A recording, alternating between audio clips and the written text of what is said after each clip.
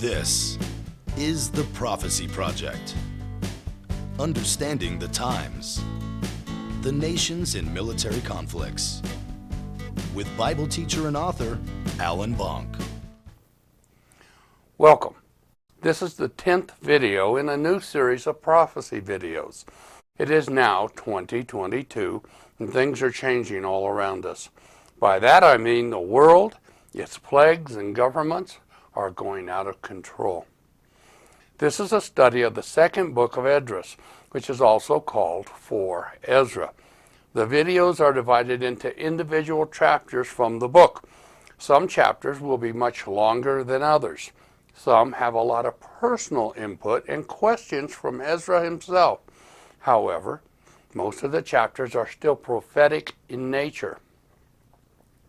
I have given each chapter a simple title from something I found in that chapter. Chapter 10 is The New Jerusalem Revealed. Ezra chapter 9 ended very abruptly, almost mid-sentence. But we will pick things up very quickly now in this chapter, the woman and her son. Ezra 10, verse 1. And so it came to pass that when my son was entered into his wedding chamber, he fell down and died. Then we all overthrew the lights, and all my neighbors rose up to comfort me. So I took my rest into the second day at night. And it came to pass, when they had all left off to comfort me, to the end that I might be quiet, then rose I up by night, and fled, and came hither into this field. As thou seest, I do now purpose not to return into the city, but here to stay, and neither to eat nor drink, but continually to mourn and to fast until I die. Then I left off my meditations, wherein I was, and spake to her in anger, saying, Thou foolish woman, above all other, seest thou not our mourning, and what happened unto us?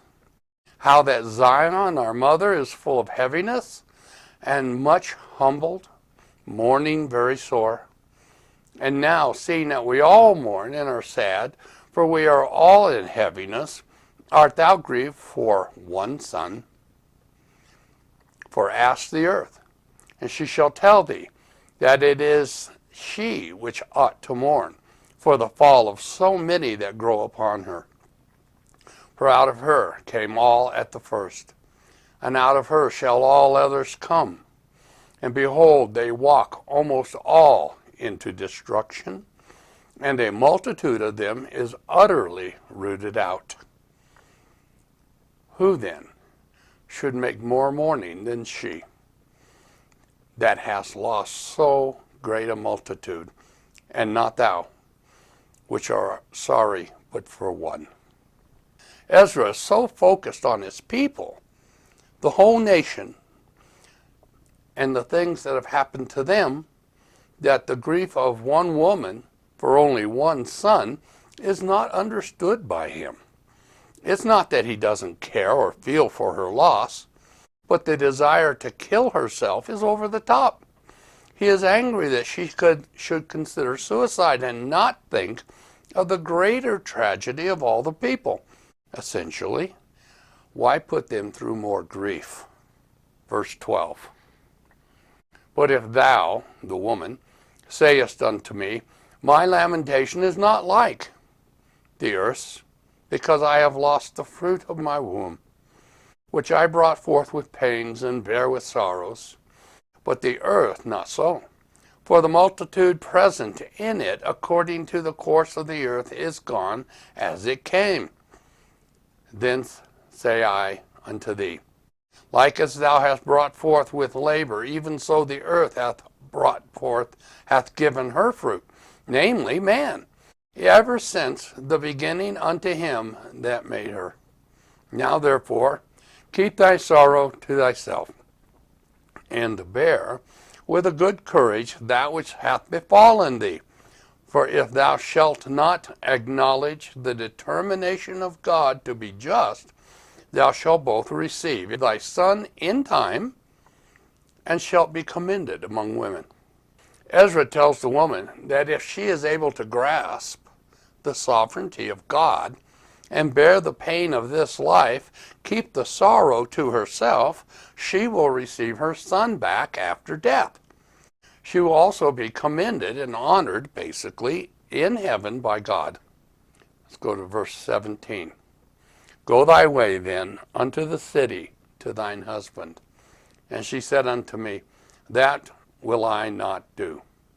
I will not go into the city, but here will I die. So I proceeded to speak further unto her, and said, do not so, but be counseled by me. For how many are the adversaries of Zion? Be comforted in regard of the sorrow of Jerusalem. For thou seest that our sanctuary is laid waste, our altar broken down, our temple destroyed. Our psaltery is laid on the ground. Our song is put to silence. Our rejoicing is at an end. The light of our candlestick is put out. The ark of our covenant is spoiled. Our holy things are defiled, and the name that is called upon us is almost profaned. Our children are put to shame. Our priests are burnt. Our Levites are gone into captivity. Our virgins are defiled. Our wives ravished. Our righteous men carried away. Our little ones destroyed. And our young men are brought in bondage. And our strong men are become weak. And which is the greatest of all?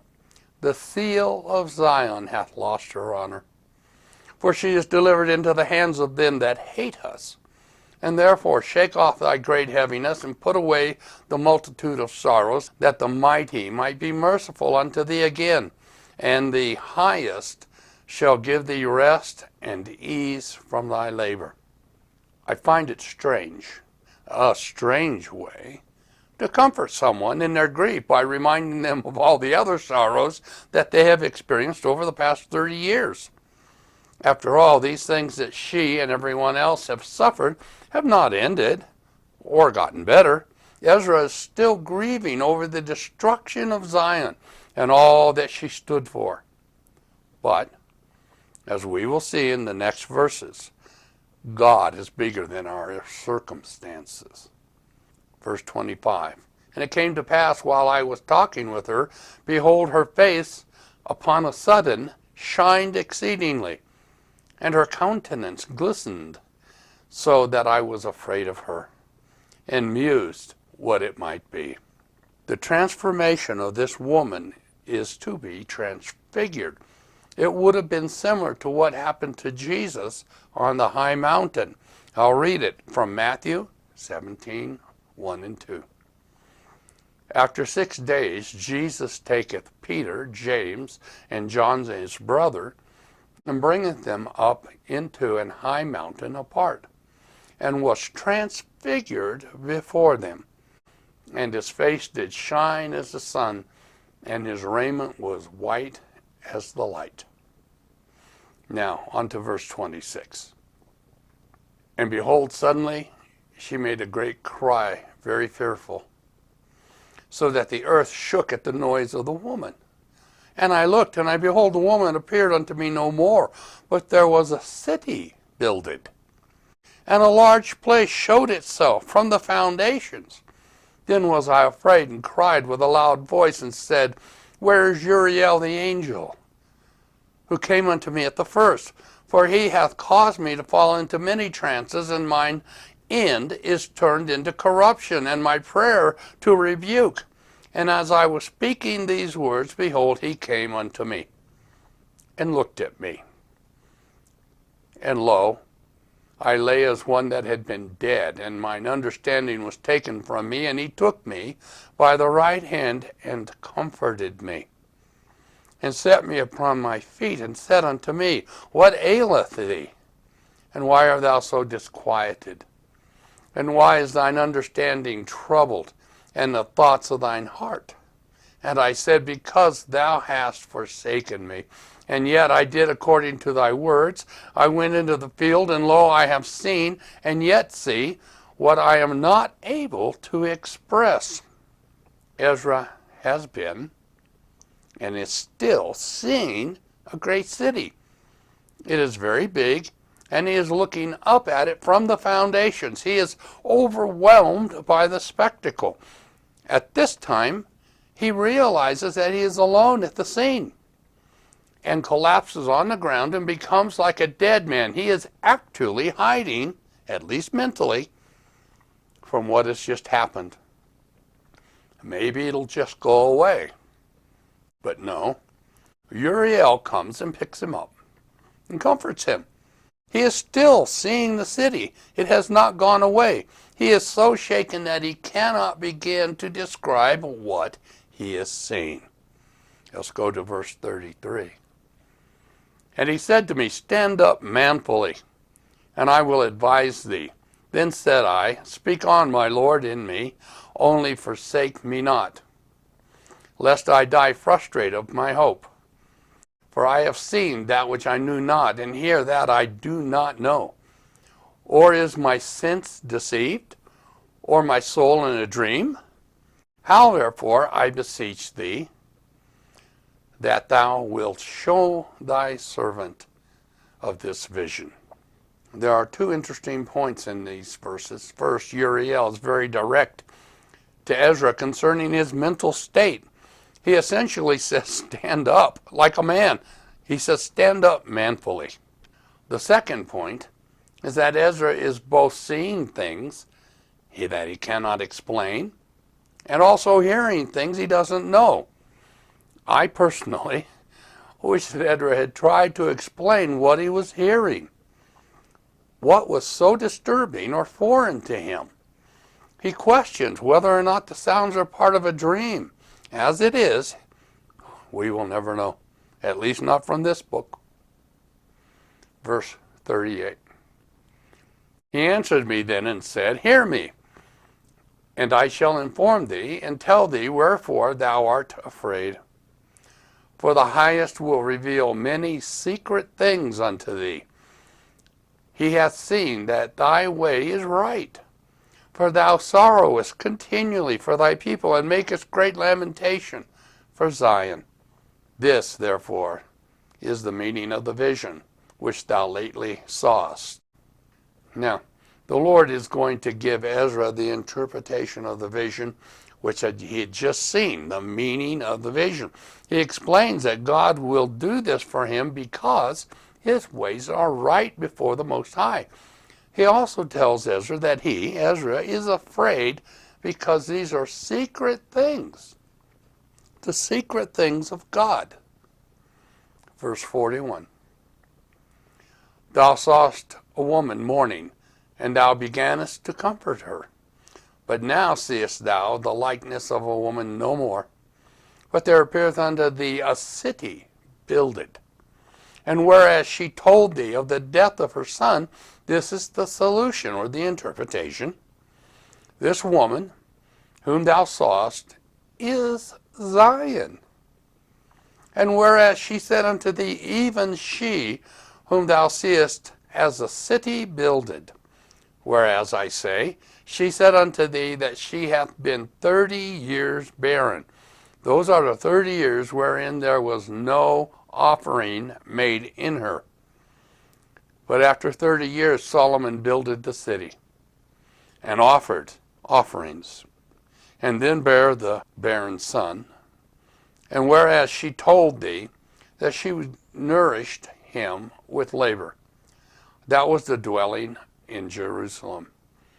But whereas she said unto thee that my son coming unto his marriage chamber happened to have a failure, and died, this was the destruction that came to Jerusalem. And behold, thou sawest her likeness, and because she mourned for her son, thou beganest to comfort her. Of those things which have chanced, these be opened unto thee. For now the Most High seeth that thou art grieved unfeignedly, honestly, and sufferest thy whole heart for her, so hath he showed thee the brightness of her glory and the comeliness of her beauty. And therefore I bade thee remain in the field where no house was builded. For I knew that the highest would show unto thee. Therefore I commanded thee to go into the field where no foundation of any building was. And in that place wherein the highest beginneth to show his city, there was no man's building, be able to stand. And therefore fear not. Let not thine heart be affrighted, but go thy way into the city, and see the beauty and the greatness of the building, as much as thine eyes will be able to see, and then thou shalt hear as much as thine ears may comprehend. The woman that Ezra saw in the vision represents Zion, and specifically the city of Jerusalem. But this city is not the Jerusalem found in the land of Israel. It had already been destroyed, but rather a city which is under construction at some other location, but has appeared in Persia, where Ezra was, as a vision. The city is real enough to walk through and explore. Now, perhaps someday, when we see him, we will be able to ask God how he is able to do this. Ezra is told to see and hear all that he can. He will be limited by his comprehension. Ezra will overload his senses with the beauty and greatness of this new Jerusalem. I hope that Ezra realized the great future that Jerusalem, the city of God, will have. Zion mourns now, but will rejoice at the end. The New Jerusalem is also seen in the book of Revelation. Ezra does not give us any real descriptions of the inside of the city or the sounds of the construction. However, John does. He describes in great detail. It becomes clear that from John's descriptions why Ezra was so taken back by the sight and the sounds of the city. I'll read Revelations 21:10 through 14. And he carried me away in the Spirit to a great and high mountain, and showed me the great city, the holy Jerusalem, descending out of heaven from God, having the glory of God. Her light was like a most precious stone, like jasper stone, clear as crystal. Also, she had a great and high wall with 12 gates and 12 angels at the gates, and the names written on them, which are the names of the 12 tribes of the children of Israel. 3 gates on the east, 3 gates on the north, 3 gates on the south, and 3 gates on the west. Now, the wall of the city had 12 foundations, and on them were the names of the 12 apostles of the Lamb. But I saw no temple in it, for the Lord God Almighty and the Lamb are its temple. The city had no need of the sun or of the moon to shine in it, for the glory of God illuminated it. The Lamb is its light, and the nations of those who are saved shall walk in its light, and the kings of the earth bring the glory and honor of all nations into it. But there shall by no means enter anything that defiles. I did not include the dimensions of the city from these verses, but it is 12,000 furlongs, and it's 4 square. It is massive. It includes the throne of God, the tree of life, the river flowing from God's throne. I'm going to read it, Revelation 22:1. And he showed me a pure river of water, clear as crystal, proceeding from the throne of God and of the Lamb.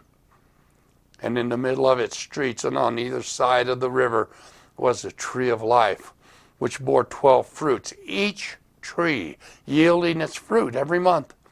The leaves of the tree were for the healing of the nations, and there shall be no more curse. Ezra was allowed to see the New Jerusalem about 500 years before John saw it in his vision. The events and activities taking place during John's vision were future beyond him. End-time events. Ezra saw it earlier in time and perhaps while it was still in construction. We know that 400 years later, after Ezra, Jesus told his disciples that he was going to the Father to prepare a place for them. In my Father's house are many mansions. So the final city was not complete when Jesus left.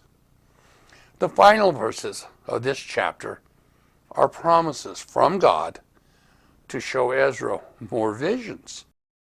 For thou, Ezra, art blessed above many other, and art called with the highest, and so are but few.